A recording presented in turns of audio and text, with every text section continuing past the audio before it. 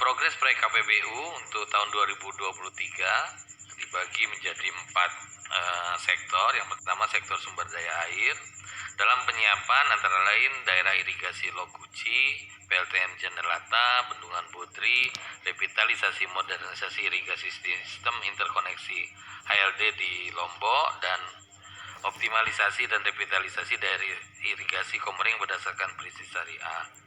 Nah, beberapa proyek yang tadi disiapkan diharapkan dapat dilakukan transaksi pada tahun 2023. Di antaranya Bendungan Merangin, ya. Hari ini Bintang Bano juga sedang dalam proses pelelangan. Sektor jalan dan jembatan untuk penyiapan proyek antara lain Jalan Tol Tuban Babat Lamongan Gersik, ya. Kemudian Jalan Tol Cilatap Yogyakarta, Jalan Tol Demak Tuban, dan Bandung Intraurban Toll Road. Tahap transaksi antara lain Jalan Trans Papua ruas Jayapura Wamena segmen Membramo Elelim. Sektor pemukiman umumnya mendukung pemerintah daerah dalam penyiapan SPAM. Di antaranya untuk penyiapan adalah SPBA Bekuil terintegrasi dengan SPAM Regional Bimatara, SPBL Sidan,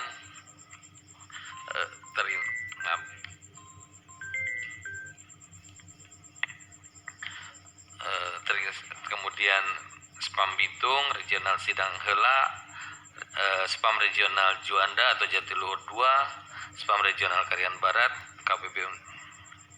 Tahap transaksi antara lain SPAM Regional Juanda, Jatiluhur 2 diharapkan dapat dilakukan transaksi pada tahun ini. Untuk sektor perumahan memang masih dalam proses piloting. Saat ini dalam penyiapan adalah rusun di Kota Surabaya, Tambak Wedi. Kemudian untuk tahap transaksi diharapkan untuk Cisaranten, Bina Harapan di Kota Bandung, dan rusun sewa di Karawang Sepur. Selanjutnya program kerja tahun 2024. Dalam rangka memenuhi capaian target Renstra, DJPI membutuhkan anggaran sebesar 206 miliar sesuai prioritas Kementerian PUPR. Alokasi yang tersedia adalah sebesar 159.498.189, ya, sesuai alokasi pagu indikatif berdasarkan surat Menteri PUPR kepada Menteri Keuangan dan Menteri Bappenas.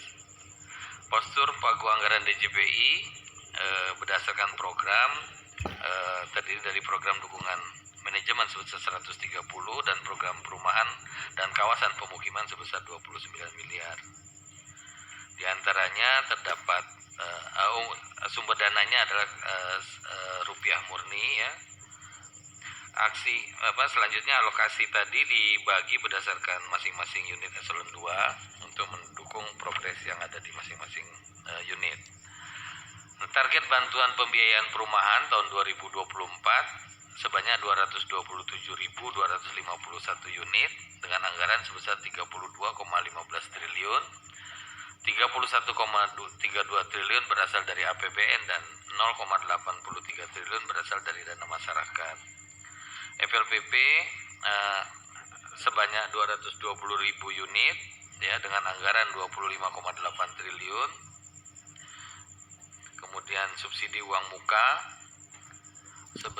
sebanyak 227.251 unit, subsidi selisih bunga sebanyak 751.735 unit, dan tapera sebanyak 7.251 unit. Indikasi proyek KPBU untuk 2024, tahap penyiapan diharapkan ada 17 proyek dengan nilai investasi sebesar 67,917 triliun. Kemudian tahap transaksi ada 23 proyek dengan nilai investasi sebanyak 71,57 triliun. Itu tadi Nah, untuk masing-masing di sektor sumber daya air ada 2 proyek dalam penyiapan, ya antara lain irigasi Lokuci dan irigasi Jambuaye. Tahap transaksi ada 11 proyek, di antara lain Bendungan Berangin, Bendungan Putri yang saat ini dalam proses penyiapan. Kemudian Kemudian di sektor jalan jembatan, tahap penyiapan ada 6 proyek dengan perkiraan investasi sebesar 49,47 triliun, yaitu Jalan Tol Malang ke Panjen, Jalan Tol Lingkar Selatan Bandung, Jalan Tol Kohot Paku Haji Lebakwangi, Jalan Tol Pluit Cengkareng, Jalan Tol Sadang Extension, dan Jalan Tol Puncak. Tahap transaksi sebanyak 2 proyek ya, diantaranya Jalan Tol Tuban Babat Lamongan Gresik dan Flyover Sitinjau Lawi. Indikasi untuk permukiman ada 8 proyek dengan perkiraan investasi sebesar 18,16 triliun, antara lain Spam Regional Bimantara, penyiapan Spam Bitung, dan yang lainnya. Kemudian tahap transaksi 6 proyek antara lain Spam Sinubra, Spam Ayung, dan lainnya.